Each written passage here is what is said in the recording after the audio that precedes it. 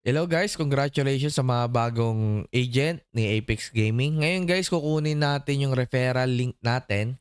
Tuturo ko sa inyo saan ba ito makukuha. Ayan. So, ilagin nyo lang yung agent account nyo.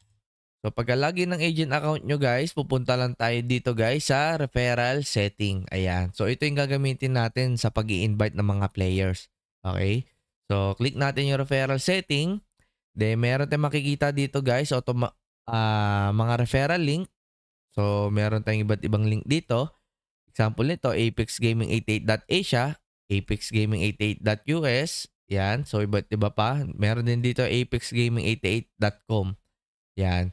So, mamimili lang tayo ng referral link na gagamitin natin dito, guys. So, kiklik lang natin to copy. Yan.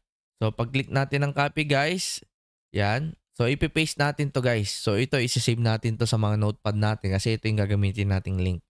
Yan. So, once na inopen ng mga player natin yan na gusto mag-register, so ito yung makikita nila. Ayan. So, dito guys, walang nakalagay na contact name. So, kung gusto nyo lagyan ng contact name guys, pwede natin i-save dito guys, itong display name. So, maglagay tayo ng pangalan dito. So, sample name.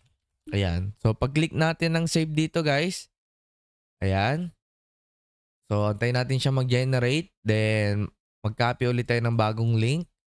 Then, try natin ito i-paste. Yan. So, tingnan natin kung maglalabas yung name. So, ito guys, nakasample guys. Ito yung pangalan. So, pwede nyo lagay yung team name nyo. Yan. Agent name nyo. Or sarili nyong pangalan. Or kung ayaw nyo naman, pwede nyo naman i-blank. I-blank lang yan dito. Yan.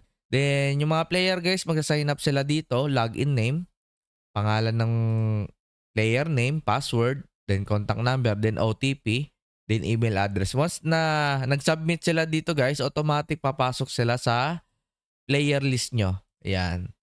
Automatic. Pag may nag-sign up guys, ayan, dito sila papasok. So, automatic magre-register sila sa listahan nyo.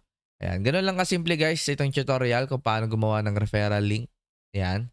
Punta lang referral setting yan guys. Good luck and God bless and thank you guys.